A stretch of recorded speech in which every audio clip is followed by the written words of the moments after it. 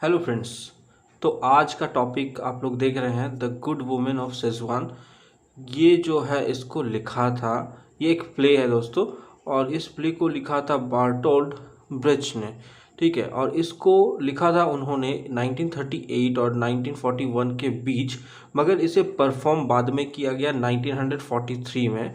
The good person of सेजुआन ये इसका और एक नाम है। अगर आपको इस नाम से भी मिलता है तो ये सेम प्ले ही होगा। तो इसका दो दो नाम है। इसके साथ साथ ये भी बताना चाहता हूँ, जो राइटर थे वो एक जर्मन राइटर थे। ठीक है, वो प्लेज लिखा करते थे। और ये जो समय आप लोग देख रहे हैं, ये समय द्वितीय विश्व युद्ध के बीच का समय है जब ये लिख रहे हैं 1938। तो इस टाइम तो वर्ल्ड वॉर शुरू नहीं हुआ था, सेकेंड वर्ल्ड वॉर 39 में शुरू हुआ। मगर हाँ, कुछ महारत ये इतिहासकार ये भी मानते हैं कि 1937 से ही शुरू हो गया था, जब जापान ने मंचूरिया यानी चाइना पे हमला किया था, तो वहीं पे इसकी नींव लग चुकी थी। तो इस परफॉर्मेंस को परफॉर्म किया गया था 1943, उस टाइम वर्ल्ड वॉर चल रहा है। ठीक है दोस्तों, तो चलिए देर न करते हुए कहानी पे टपकते हैं। तो दोस्तों, कहानी की शुरुआत में हम दिखा देते हैं, यहाँ पे वोंग नाम का एक व्यक्ति है जो कि ना वाटर सेलर है। ये अपने कंधे पे वाटर रख के पानी बेचता है। अगर आप प्ले देखेंगे तो वहाँ पे भी आपको दिखाएगा कि कोई बंदा कंधे में पानी लेके घूम रहा है। तो ये वाटर सेलर है और इसका काम होता है, गर्मियों के दिनों में बहुत इसका लाभ होता था क्योंकि वो पानी बेचता था। जिस इलाके में ये लोग रहते हैं वहाँ पानी की किल्लत है इसका मतलब। और साथ ही साथ ये बता दूँ कि जब बरसात का सीज़न आता था तो इससे बहुत लॉस हो जाता था, क्योंकि लोग पानी उन्हें अवेलेबल हो जाता था।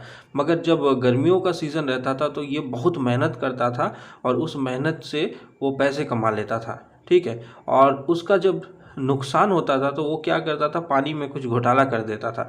तो वो सच्चा इंसान तो था नहीं। मगर इसको एक रात एक सपना आता है, जिस सपने में 3 गॉड्स आते हैं। तो यहाँ पे मैंने 3 गॉड्स बना रखे हैं, GOD गॉड।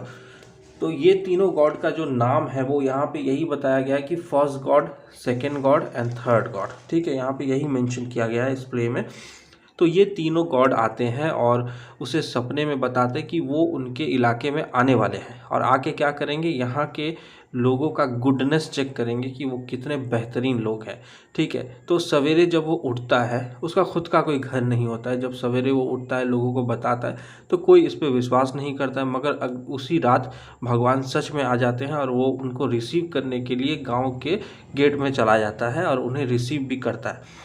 और साथ ही साथ भगवान उसे बताते हैं कि हमें रहने के लिए जगह चाहिए, हम लोग बहुत थके हारे हैं। तो वो उसको तो पता है कि उसके खुद के पास ही घर नहीं है, तो वो कहाँ रखने देगा, अपने पास तो रख नहीं सकता और भगवान का अपमान नहीं कर सकता। उसी के साथ कहीं भी सो जाए ये अपमान होगा भगवान का। तो वो सोचता है कि चलो आसपास किसी की मदद लेते हैं, वो शायद इन्हें रहने दे दे। मगर जब भी वो लोग किसी के भी घर जाते हैं तो कोई उन्हें अलाउ नहीं करता है। भाई सीधी बात है, कोई भी अनजान व्यक्ति को कैसे अलाउ कर दे, हम भी नहीं करेंगे। हम अगर सोच भी रहे तो कर देना चाहिए, मगर रियलिटी सोचिए आप भी नहीं करेंगे। तो ऐसा ही हो रहा था। मगर जब वो एक औरत के पास जाते हैं, वो औरत कौन है, यहाँ की लीडिंग कैरेक्टर है, यहाँ की प्रोटैगनिस्ट है। तो चलिए मैं यहाँ पे अपने प्रोटैगनिस्ट को ला चुका हूँ। इसका नाम है शैंटे। ये अपने घर पे इनको रहने के लिए जगह देती है। उस वक्त वो अपने एक ग्राहक से मिलने जा रही थी। इनके बारे में बता दूँ, ये एक ऐसी औरत है जिसे हम बोलते हैं कि लोगों का सेक्सुअल डिज़ायर कंप्लीट करती हैं। तो वो एक प्रॉस्टिट्यूट है। ठीक है, सीधी बात कहे तो प्रॉस्टिट्यूट है। वो अपने काम के लिए जा रही थी, उसी वक्त गॉड वहाँ पे हाजिर होते हैं और वो अपना सब काम छोड़ के इनकी हॉस्पिटैलिटी में रख जाती है, उन्हें अपना घर रहने भी देती है। तो अगली दिन सुबह क्या होता है, जब ये लोग यहाँ से जा रहे होते हैं तो मतलब गॉड, तो उस वक्त उसे वो 1000 सिल्वर कॉइन्स देके जाते हैं गॉड्स। और उन्हें लगता है कि ये औरत बाकियों से अच्छी है क्योंकि किसी ने रहने को जगह नहीं दिया, तो इस औरत ने दिया है। तो ये असल में उसका टेस्ट कर रहे थे और पैसा देके जाते हैं और इस पैसे से भी वो टेस्ट करना चाहते हैं कि सच में ये औरत कामयाब रहेगी अपनी ज़िंदगी में। ठीक है, क्योंकि वो गरीब थी। तो वो क्या करती है, इस पैसे से गॉड जब चले जाते हैं तो उस पैसे से वो एक टोबैको शॉप खोल देती है। और ये जो शॉप है वो किससे खरीदती है? ये शॉप वो खरीदती है मिस शिन से, ठीक है। और मिस शिन को जब वो उससे खरीद लेती है तो मिस शिन हो जाती है गरीब। और जब वो शॉप खोल लेती है तो उसके पास इसी शॉप का पुराना कारपेंटर आता है और उससे पैसे मांगना शुरू कर देता है। किस बात के पैसे? उसने यहाँ पे जो फर्नीचर या शेल्फ लगाए हैं इसके वो रेंट मांग लेता है। तो रेंट मांगने पर शैंटी उससे कहती है कारपेंटर से कि थोड़ा इंतज़ार करो, मैं तुम्हें तुम्हारा पैसा ज़रूर दे दूँगी। और दूसरी तरफ मिस मीजू जो इसकी लैंडलॉर्ड है वो आके भी इसका रेंट मांगना शुरू कर देती है। तो ऐसे करते करते उसके दुकान के आसपास भी सब माने दुकान में सभी लोग आने लगते हैं और उसका फ़ायदा उठाने लगते हैं, उससे उधार मांग लेते हैं, उससे टोबैको मांग लेते हैं, वो भी मुफ्त में लेके चले जाते हैं और उन्हें उसको लोग बेवकूफ़ बनाने लगते हैं। उसके साथ साथ कुछ रिलेटिव्स भी उसके आ जाते हैं, वहीं पे रहना शुरू कर देते हैं। कुछ क्रिमिनल्स भी वहाँ पे आ जाते हैं। जिन लोगों ने उसको अपने घर से एक वक्त निकाल दिया था, उसके ही रिलेटिव्स, वो उसके घर तक पहुँच चुके हैं, मगर वो उनके साथ बुरा व्यवहार नहीं करती है। मगर उसका एक प्रॉब्लम ये हो गया था कि वहाँ पे पुलिस वाले भी आ गए थे, क्योंकि वहाँ क्रिमिनल्स भी आ चुके थे। तो पुलिस वाले भी इसका फ़ायदा उठा लेते हैं क्योंकि क्रिमिनल्स यहाँ आ रहे हैं। तो हर तरफ से इस अकेली महिला पे बहुत दबाव है, क्योंकि वो अच्छी बन रही है और अच्छा बनना दुनिया में कितना प्रॉब्लमेटिक है तो इसी कहानी से भी आपको पता चल रहा होगा। तो इससे क्या हुआ, उसका जो टोबैको शॉप था वो पूरे तरीके से लॉस में जाने लगा। जो उसने सोचा था वैसा नहीं हुआ कि वो टोबैको शॉप खोलेगी, अच्छा ज़िंदगी जिएगी, मगर ऐसा हो नहीं पा रहा था। लोग उसकी अच्छाई का फ़ायदा उठा रहे थे। तो अल्टीमेटली वो अपना डिस्गाइज करती है, अपना रूप बदल लेती है, रूप बदल के बन जाती है सुईटा। उसका नाम था सेंते, मगर अभी सुईटा। वो क्या है ये इसका रूप? ये इसका कज़न है, ब्रदर है, ठीक है। तो वो लोगों को बताती है कि ये मेरा कज़न ब्रदर है और यही आके अब ऑपरेट करना शुरू कर देता है, उसका दुकान चलाना शुरू कर देता है और लोगों को उधार देना बंद, फोकट का माल बंद, और बड़ा ही कड़क रेस्ट्रिक्टेड है। इसके अंदर किसी भी तरह का इमोशन नहीं है। तो टोटल कंट्रोल जो शॉप का था वो उसके हाथों में आ जाता है। असल में ऐसा करना इसकी मजबूरी थी। ऐसा अगर वो नहीं करती तो लोग उसके साथ बुरा ही करते रहते, उसे लॉस पे लॉस होता जाता। तो दोस्तों अभी आते हैं अगले कैरेक्टर पे। इसका नाम है यंग सन। ये जो बंदा है ये एक पायलट है, हवाई जहाज़ उड़ाता है, मगर इसे जॉब नहीं मिल रही है। ये बेरोज़गार है हमारी तरह। जैसे हमारे देश में बहुत बेरोज़गार है, तो यहाँ पे भी, चाइना में भी बेरोज़गार है। तो ये बंदा जो है वो सुइसाइड करने जाता है, ठीक है। मगर शैंटी जो है वो इसे बचा लेती है, सुइसाइड करने नहीं देती है, और इन दोनों के बीच प्रेम का संबंध बन ही जाता है। मगर ये जो व्यक्ति है ये सोचता है कि मैं इससे प्रेम करके इसके इसके कलंक को मिटा रहा हूँ, मतलब मैं कोई भला काम कर रहा हूँ कि मैं एक प्रॉस्टिट्यूट से प्रेम करता हूँ। ये इसके प्रॉस्टिट्यूट से प्रेम कर रहा है और इसको समाज में अच्छा दर्जा दे सकता है। तो ये खुद को बहुत महान व्यक्ति मान लेता है, मगर ऐसा कुछ था नहीं। तो कहानी को आगे बढ़ाते हैं। कहानी तो इतना आगे बढ़ता है कि ये जो पायलट बाबू है अपने शेंता दीदी को प्रेग्नेंट कर देता है, ठीक है। और साथ ही साथ जब वो कहती है कि तुमने मुझे प्रेग्नेंट किया है तो आगे का क्या?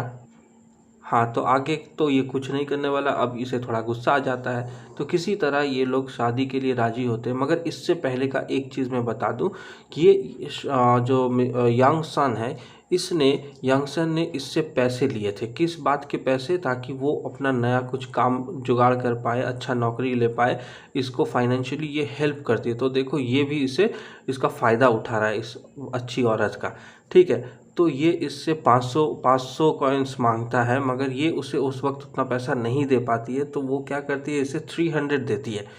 तो 300 देती है, तो जब शादी की बात आती है, और इसकी जो माँ है वो भी बहुत चालाक है, वो भी चाहती है कि इससे वो पैसे ऐंठ ले, ठीक है। तब शादी की बात आती है, तब जब शादी होने ही वाली है तो उसकी माँ कहती है कि जब तुम्हारे भैया ने हमसे वादा किया था, मतलब इसका भैया कौन है? वो खुद ही है, मगर लड़के के भेष में सुईता। तो सुईता ने वादा किया था कि वो पैसे दे देंगे, मगर पैसे तो नहीं देंगे, क्योंकि ये बताती कि मेरा जो भैया है वो नहीं आने वाला है, क्योंकि इसे तो पता है कि वो भैया खुद ही है। तो ये नाराज़ हो जाता है और वहाँ पे इनकी शादी कैंसिल हो जाती है। हालांकि सन ने इसको प्रेग्नेंट कर दिया है, तब भी वो उसे छोड़ के चला जाता है। तो जैसा कि आप जानते हैं कि ये जो है कभी कभी इसके रूप में आती है, आ जाती है, मतलब लड़का बन जाती है, और कभी कभी अपने रूप में ही रहती है। मगर जब उसे बहुत दुख हुआ था तब वो एक इंसिडेंट हो जाता है जिससे ये अभी फंसने वाली है। वो इंसिडेंट क्या है कि जब वो अपने इस रूप में रहती है, लड़के के रूप में, मगर अंदर से तो वो लड़की है, तो अपने कमरे में घुस के ये रोना शुरू कर देती है। मगर जब रोती है तो अंदर जाते वक्त जो एम्प्लॉय होते हैं वो देखते हैं कि यहाँ पे स्वीटा कमरे के अंदर घुसा है। शेंटी को ये लोग बहुत दिनों से नहीं देख रहे हैं, क्योंकि वो कुछ दिनों तक अपना रूप बदल ही नहीं रहे थे, इसी में उसे अच्छा लग रहा था। तो लोग देखते हैं कि कमरे के अंदर स्वीटा घुसा है, और कमरे से लड़के की नहीं बल्कि लड़की की रोने की आवाज़ें आ रही है। तो इस शक पे उसके कमरे के अंदर जब घुसा जाता है, और भी एम्प्लॉइज़ अंदर जाते हैं, उनके रिलेटिव्स भी अंदर जाते हैं, तो देखते हैं कि यहाँ पे मेल कज़न स्वीता है कमरे के अंदर, और ये तो नहीं है वहाँ पे। तो इन्हें लोगों को शक होने लगता है कि कहीं स्वीता ने तो इसको मार नहीं डाला, मतलब मर्डर तो नहीं कर दिया, या पीटा हो, मारा हो, इसलिए ये रो रही थी अंदर। मगर ये तो किसी और वजह से रो रही थी, क्योंकि यांग सन ने इसको धोखा दिया है। मगर लोग सोच बैठे कि स्वीता ने सेंटे का मर्डर किया है, और वो लेके चले जाते हैं उन्हें ट्रायल में, कोर्ट में लेके चले जाते हैं।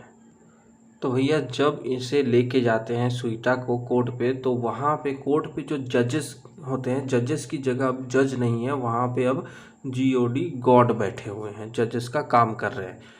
तो उनसे पूछा जाता है तो ये कुछ जवाब नहीं देता है, मतलब देता है अभी क्योंकि मेल है लोगों के सामने। तो वो रिक्वेस्ट करती है जजेस से कि कृपया ये जो कोर्ट रूम है इसको पूरे तरीके से खाली करवा दीजिए, तभी मैं यहाँ पे कुछ बताऊँगी। तो उनके इस फरमान को माना जाता है, उनके मान के कोर्ट को खाली कराया जाता है। और जब वो कोर्ट को खाली कराते हैं तब वो अपना पूरा किस्सा कहती है, एकदम टॉप टू बॉटम सब बता देती है कि क्या क्या हुआ था। और असल बात जो है कि स्वीता कोई है ही नहीं, ठीक है। कैसे इसका कोई मर्डर कर सकता है, क्योंकि वही स्वीटा है और वही शेंटे हैं। तो इसके बाद ये कहानी में वो जो गॉड होते हैं वो उसे माफ़ी कर देते हैं, और वो अपना पूरा कन्फेशन करने के बाद, गॉड से माफ़ी लेने के बाद, गॉड वहाँ से चले जाते हैं। मगर इस कहानी से ये पता चल रहा है कि अच्छा चीज़ अच्छा नहीं है भैया, क्योंकि आप अगर लोगों के साथ अच्छा करते रहेंगे तो बुरा ही होने वाला है आपका। तो इस चीज़ को समझने के लिए आपको समझना पड़ेगा जो राइटर है वो किस हिसाब से इसे लिख रहा था। राइटर का जो जन्म हुआ था वो तकरीबन पहले विश्व युद्ध के आसपास का था, उनका जो समय काल उसी समय का था। 1914 में वर्ल्ड वॉर शुरू होता है, पहला वर्ल्ड वॉर, और 18 में ख़त्म होता है। तो उस बीच भी बहुत टेंशन पड़ी हुई थी। हालांकि ये जर्मनी से तो ये भी ज़्यादा जानना होगा, क्योंकि जर्मनी ही इस वॉर में सबसे बड़ा क्या बोलते हैं लीडिंग कर रहा था, और साथ ही साथ वर्साइल की ट्रीटी की वजह से ये लोग सबसे ज़्यादा सफ़र भी किए। बाद में इन लोगों को बहुत तरह का रेस्ट्रिक्शन पड़ा था, फ़ाइन पड़ गया था, जिस फ़ाइन को वो लोग चुकाते चुकाते 2010 हो गया था। हाँ जी, ये बहुत ही इंटरेस्टिंग फैक्ट है कि जर्मनी ने फर्स्ट वर्ल्ड वॉर का जो फ़ाइन था वो 2010 में ख़त्म किया है। इसका मतलब ये कितना बड़ा फ़ाइन हुआ होगा। तो इस बीच वहाँ के लोगों का जो सोच विचार था वो कैसा हो सकता है कि अच्छा चीज़ भाई अच्छा नहीं होता। आप अगर लोगों के साथ अच्छा करेंगे तो आपके साथ बुरा ही होने वाला है। असल में ये रियलिटी भी है। तो दोस्तों वीडियो को मैं यहीं ख़त्म करने जा रहा हूँ। अगर आपको ये वीडियो हमारा पसंद आया है तो प्लीज़ हमारे चैनल को लाइक, शेयर और सब्सक्राइब कर दीजिए, ताकि इसी तरह के बहुत ही खूबसूरत कहानियाँ मैं आपके सामने लाता रहूं, और आप भी हमें लाइक करते रहे, यही उम्मीद रहेगी। तो मिलते हैं अगले वीडियो में, तब तक के लिए धन्यवाद।